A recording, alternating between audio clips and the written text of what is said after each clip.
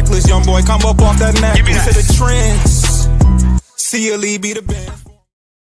Welcome to Bleachers and Speakers. I'm your host, Joe, and I got my boy B. Foster with me.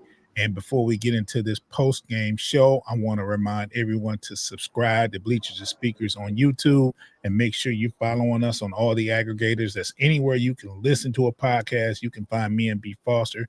Just type in Bleachers to Speakers, FFSN in your search. Make sure that notification bell is on so when we drop content, you will get an alert and download those episodes. Boss, we got a final. They scored a few points in the fourth quarter. I mean, in the second half, let's say second half. But we got a final. And the Lions win 37-24. It wasn't pretty, but for me, I wanted to get out of this win with a W and with as less casualties of injury as possible. And I think we did that. I think Terry Arnold left with a shoulder injury. I don't think he was 100% anyway. So that was a chance being taken with him. Foster, what did you see today from your Detroit Lions? Well, Jake Browning looked pretty bad for most of the game. He got better, and he was better in the second half. He had a couple passing touchdowns, but he threw 3 interceptions. Or no, I think his third one he threw at the top of the second half. But yeah, we were able to exploit his. I think that we played a little bit more zone than we're used to, due to the injury of DJ Reed, and I think that Jake Browning was pretty frustrated and pretty confused early on. This was a game that we finally got to see a dominant performance from Sam Laporta. I think he certainly had over 100 yards passing, receiving. But yeah, he get down early, and then he had a 40-yard catch in the second half. 92 yards. Yeah. So he didn't quite get to 100, but I think that overall it's just a testament to how many weapons that we had. Gibbs had a touchdown. Tesla had a nice touchdown late on an interesting little play. David Montgomery threw a touchdown pass to Brock Wright. I mean, we just have so many talented players that can do so many different things. When you have to prepare for the running back or even the receiver, because I think Amon-Ra St. Brown has at least one touchdown pass in his career. But when you have to contend with, even when Goff leaks out to the outside and you got a running back in the backfield, and you gotta be prepared for him to run or pass, like what do you do in that situation? So I mean, outside of that,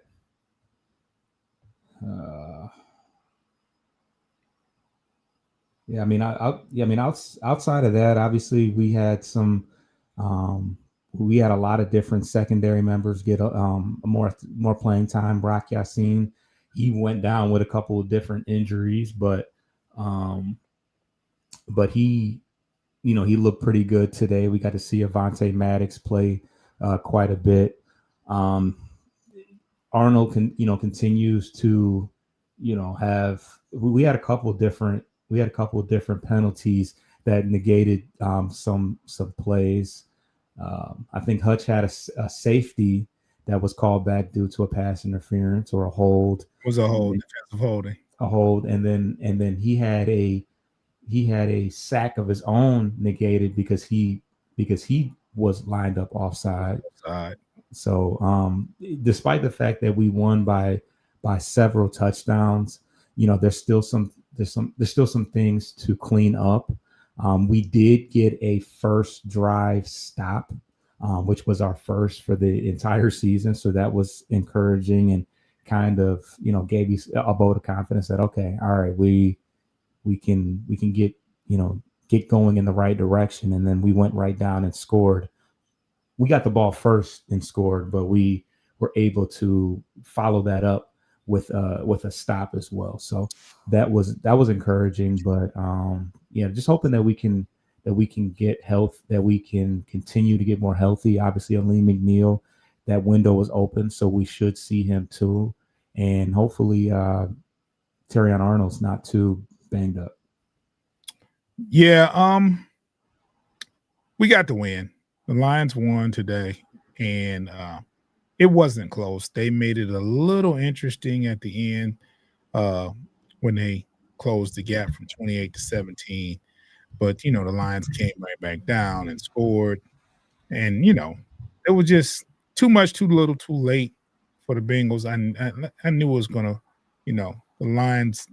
The score doesn't look as close as the score indicates. It was one of those games where there was no danger whatsoever. And when you get a lead like that, you don't really stick to your defense that got you there. You kind of get lackadaisical a little bit. You don't blitz as much. You don't you kind of do like prevent defense kind of sort of thing, you know what I'm saying? But they got the dub. But I will say this, Foster, I was not impressed with our offensive line today. Yeah, we Montgomery got it going late, kind of later on. We were kind of grinding out and trying to run the clock down, but yeah, we didn't run. Pass blocking. My fingers.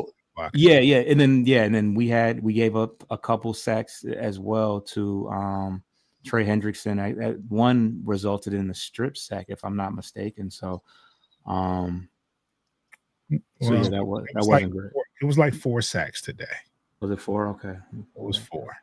One, Trey got a couple. Somebody else got one, and that big guy in the middle too was kind of a force. Slayton Tadare, I think Slayton is his name. Yeah.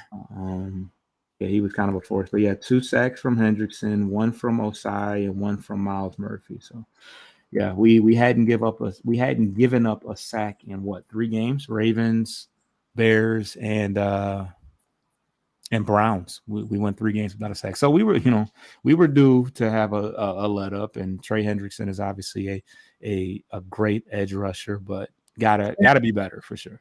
And we didn't have Taylor Decker. That's right.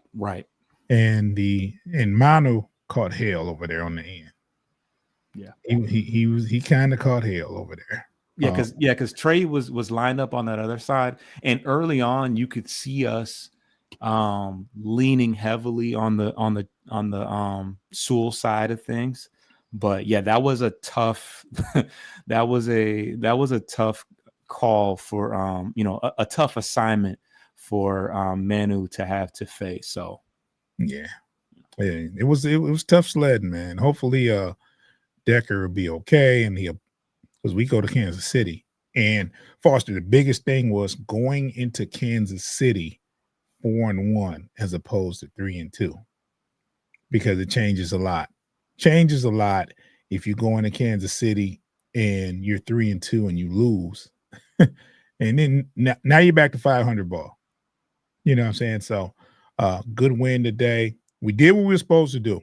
I want to just say it was a great win, a good win, but the Lions, the way the Bengals are playing right now with a backup quarterback, the Lions are supposed to win this game. I don't think there was anybody, any of the pundits, anybody with any media credibility did not pick the Bengals to win this game, and they just wasn't going to do so. And I'm sure the Vegas odds and everything else had Detroit favored, had the Lions favored. So the Lions went in and did what they were supposed to do. Hopefully Arnold is okay. Hopefully Khalif Raymond is okay. He walked off on his own power, but that looked like a neck injury. And anytime you have a neck injury, they're going to keep you out, and they're going to keep you for observation. So that was a nasty collision right there. Yeah, it was a nasty collision. I mean, it was like bang. It was rough, and probably got a little stinger on his neck, and they are very careful about that. So when he went out, I said he won't be back. No matter what, he won't be back. Not today. So they're going to make sure he's good.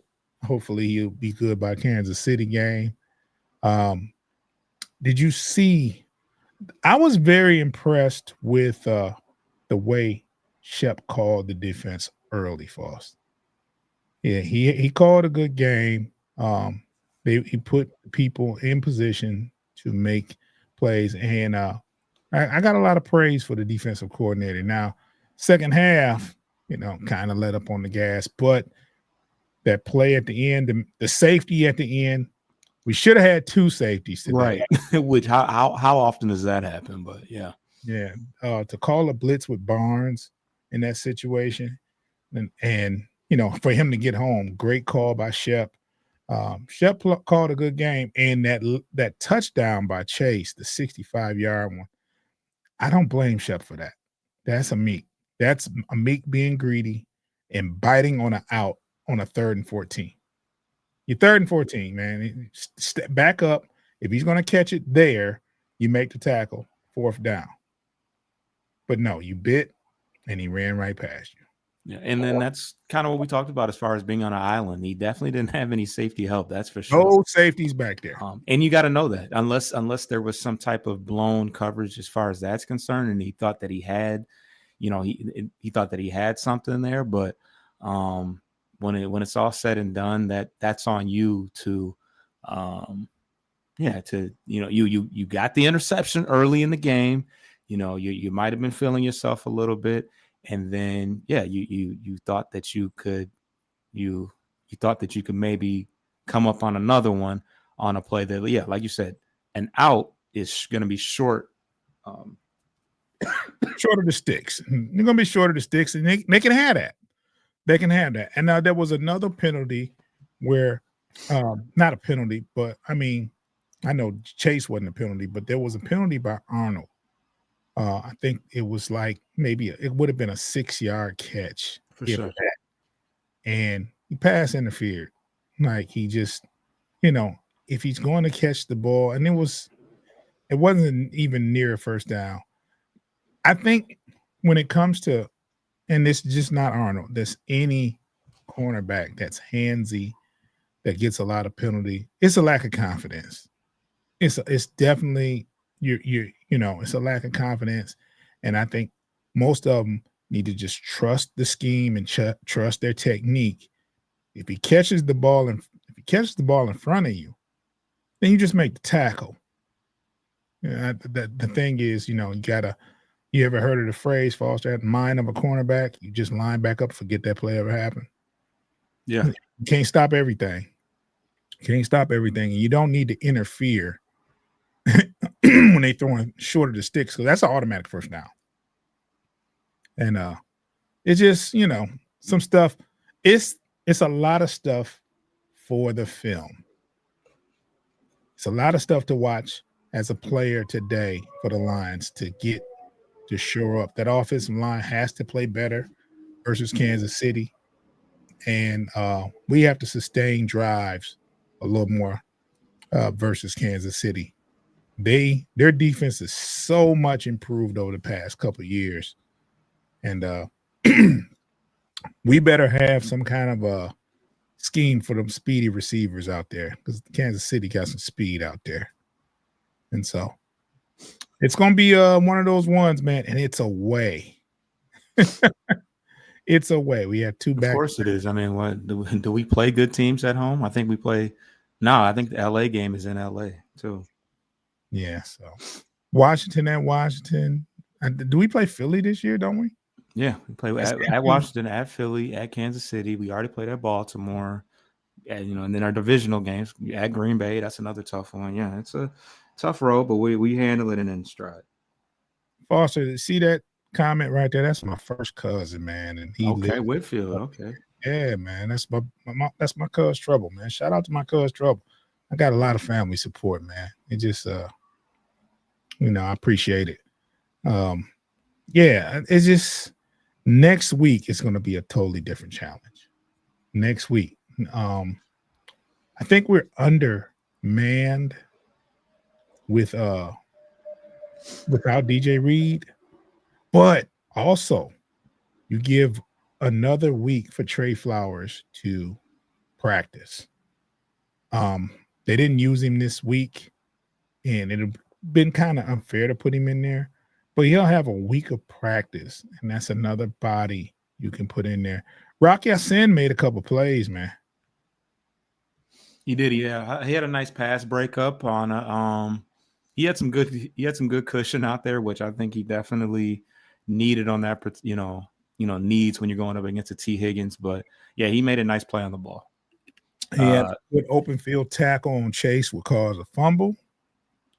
Yep, Campbell punched it out from behind. Yeah, I forgot it was a punch, but still, great open field tackle. Yeah, for sure. Foster, I was saying after the last game, I was saying to Foster, we have a lot of conversations. You should hear some of them, right?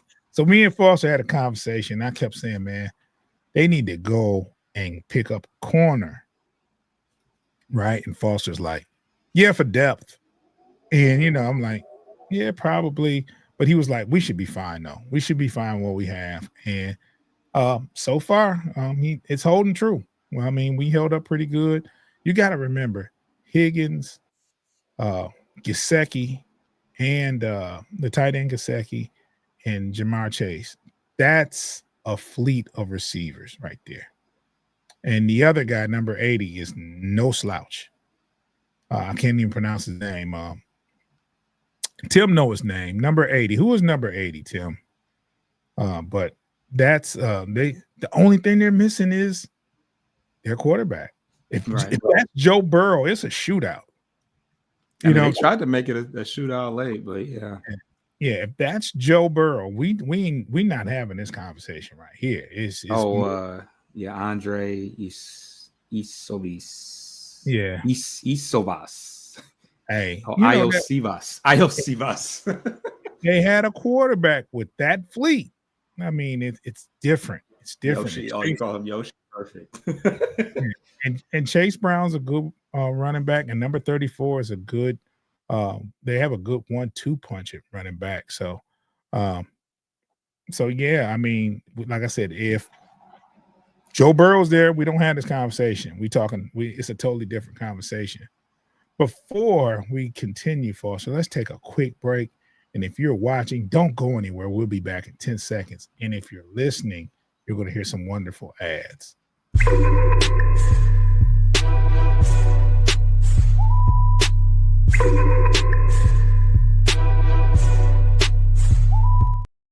We got a final 37-24 Detroit Lions win over the Cincinnati Bengals, improved their overall record to 4-1. We are four games after that disgusting loss in that land of green rubbish. Feeling a lot better about our team, and after this game, after the debacle in week one, I'm going to bring up week one until we face them again, Foster. That's just what it is. Then I got the game circled on the schedule to see Green Bay. That's Thanksgiving game. And yeah, I'm looking very forward to that game. I got to work that day too. That's crazy. I need a new job, y'all. Yeah. I've worked every single holiday since I didn't work Memorial Day, but Labor Day, you work? I work Labor Day. I work 4th of July. 4th of July? Oh my God. Yeah, and now the next holiday is Thanksgiving. I'll be there. Sucks. It sucks. Yeah. Foster, how about golf? Do you have golf's numbers today? Oh my God, my computer's moving very slow. I know at one point he was 8 for 8. And usually when he starts off, hot like that, it's going to be a good day for the offense. And the first drive it was a good indication it was going to be a good day. It wasn't as good as I thought it was going to be looking at that first drive, but they went right down the field, and it was mostly Laporta and Gibbs with the damage. What does golf have for today? All right. So Goff finished with he went 19 for 23 for 258 yards and 3 touchdowns. Not bad. Not bad. Four incompletions. He's very, very accurate. Very 19 for 23. And that's typical of him to be so accurate. It's crazy. Yeah, it's pretty regular. Yeah, I couldn't even tell you what the incompletions looked like. They were probably throwaways. Probably weren't even like real attempts, honestly. Yeah. Did turn the ball over in the red zone with the fumble that they ruled a fumble. He was trying to throw the ball, but I think Hendrickson tipped the ball before he can actually throw it. He was in a throwing motion, but they ruled it a fumble. It was early, so I wasn't tripping, but at the same time, lost opportunity there to score. The safety, lost opportunity with the safety to score. And I think there was a couple of sacks given up that took him out of range. And there was a couple of calls. You didn't see the Lions go for anything on fourth down today. Yeah, no. I think they said we were 4 for 4 in the red zone, but I don't think that we didn't really need that. But you know why though, Foster? The reason being is they trusted the defense. And a lot of those fourth and threes and stuff was in the first half. So they was like, we're just, we're going to play the field position game. We're going to trust our defense. And, Damn. What's wrong with you, man? Need some water instead of this damn beer. This damn beer. Man, no, man. You don't need water. You need beer, man. The Tigers are playing in about 10 minutes, and we're going to end the show really close to that point. Foster has a game to watch. I'm going to watch the game too. Do you know what the NFL game is tonight at 8 o'clock? Don't know, don't care. Now, let's see. And the reason why Foster is saying that because the Tigers are playing game 2 at Seattle. So it could be one of those games, man. Scooble's on the mound. The Tigers could actually go up 2-0 with Scooby, man. Yeah, he went to see his one college offer was Seattle University, and he will get a chance to You see what Tim wrote, right? Let me see. Let me go back here. I'll put it on the screen. Good luck. Oh, whoa. Well, see, what?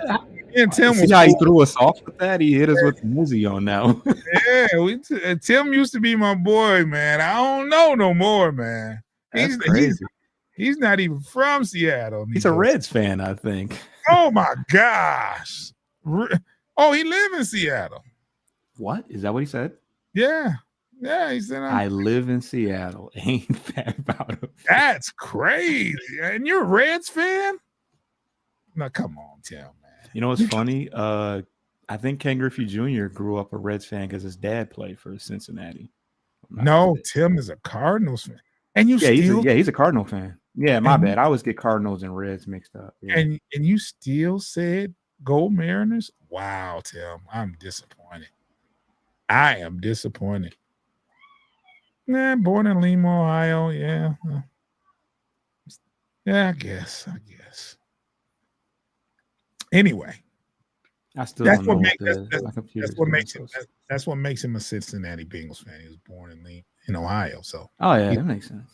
It makes sense. I was wondering, like, how does that work? Oh, and New England and Buffalo is good, or actually, New England's not good anymore. No. In the heyday, that would have been a classic. Tim Allen and. Right now, Buffalo is the only undefeated team. They haven't lost, huh?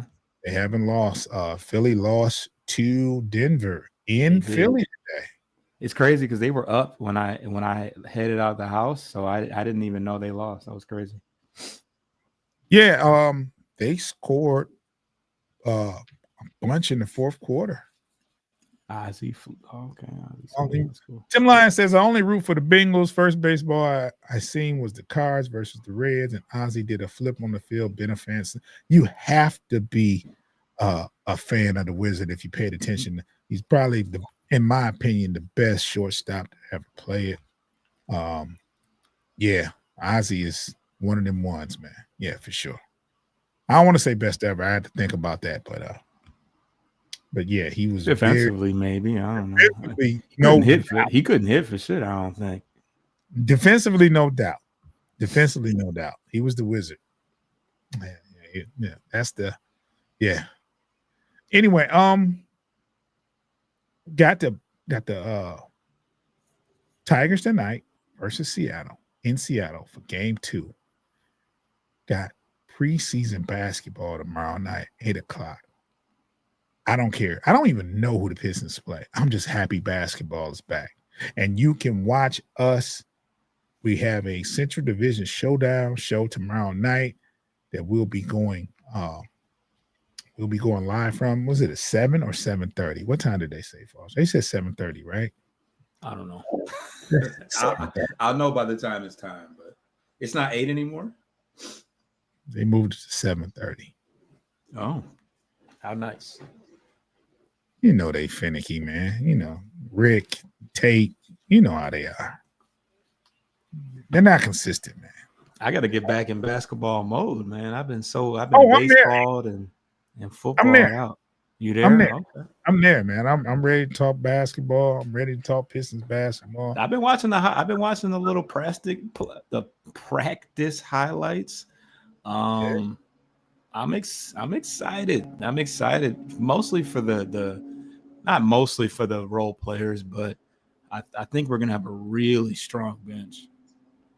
Tim, I don't think Pay may not be there, but he'll have some representatives there. Rick will be there for sure, because this was Rick's idea to start it up this week. So Rick would definitely be there. Rick and Zeke will be there representing the Chicago Bulls. The thing about Pay is he's a Chicago Bull fan, but since they're not doing well, he's not a Chicago Bull fan anymore. So he sits there and just poses from the frustrated Chicago sports point of view, like he doesn't like the Bulls, but I know he's a fan. I know it. Well, Foster, let's get out of there. Put a bow on this. I know you got a game to cover, so we're going to let the people get back to prime time stuff. Just wanted to do a quick show and let everybody know, man, the Lions won today. We're off to Kansas City next week, and it's going to be a fun game, man. It's going to be a fun game. Put a bow on this, Foster. Yeah, so another impressive victory on the road against the AFC North opponent. The defense pitched a pretty good game. They gave up some. I was about to say runs. Gave up some points. Later in the game, I think we got some penalties that we could clean up to make the team even stronger.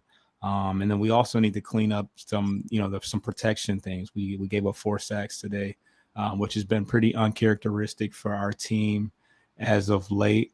But we found a way. The thing that I'm impressed most with is our ability to take the ball away this year. I think that's been a big help for us. Joseph has had another interception today. The linebackers played really, really well. One thing they talked about during the telecast was how when teams go into a 3 wide receiver set, and we would normally teams would normally go into a nickelback set, we stay in base. We stay with that extra linebacker out there just because we feel comfortable with our ability to defend the pass, even with a linebacker out there. And I think it really helps us defend the run, having that extra linebacker out there. I think it helps us a lot. Jack Campbell had another great game. He had a forced fumble. He had I want to say over 10 tackles. I think he had 9 going into the second half. So he's really stepped up as dare I say, the top linebacker, top linebacker within that core. But yeah, I think this was it was also a great game, a pretty good game for the secondary, being that our top cornerback was out. Amik Robinson stepped up huge. He had an interception, which I think is his. I don't know if he had any interceptions last year, but certainly his first of this season. So, a pretty impressive performance. Just got to clean up that one, jumping on that double move. I mean, Jamar Chase is Jamar Chase for a reason. And, it kind of puts a little damper on it because you take away that 60-yard bomb and you got to totally that and the improbable catch on the sideline in the end zone as well. That was a great catch. Yeah. So you take away those two plays and Jake Browning has a totally different, I mean, not a great game from him anyways, because he gave away the ball 3 times, but yeah, it certainly padded his stats a little bit at the very end, connecting on a couple of those plays. So overall good game. Jared Goff, spread the wealth around 5 different players: Brock Wright, Gibbs, Laporta had a touchdown. Tesla had a touchdown. So he distributed the ball very, very well to a lot of different guys. I think St. Brown had over 100 yards as well. So we're going to be a tough team to stop because who do you focus on? Laporta had been somewhat quiet, hadn't met pay dirt yet. And he was ultra active today. So it's like J-Mo's quiet. J-Mo's a guy that you're probably going to see, highlighted more and focused on going into the next game. So it's just like, how do you begin to game plan? Montgomery had just an okay game, but he still managed to throw a touchdown today. So it's going to be tough for all defensive coordinators going up against us because all the creativity that you saw from Ben Johnson is still bleeding through in Johnny Morton's playbook as well. Yeah, if we can protect, we'll be dangerous, man. It starts up front. So do us a favor, subscribe to Corner to Copa on YouTube, and make sure you subscribe to Bleachers to Speakers on YouTube as well. If the Tigers win tonight, you will see Foster. I guarantee it. If the Tigers go up 2-0, you'll see Foster, and it's a very good chance because Scooby's on the mound.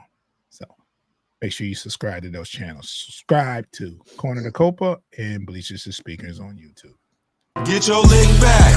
If a nugget gon' do something, ain't no chit chat. Better stay up out the way, don't get your shit splat. Stop, let this shit slide and get your lick back.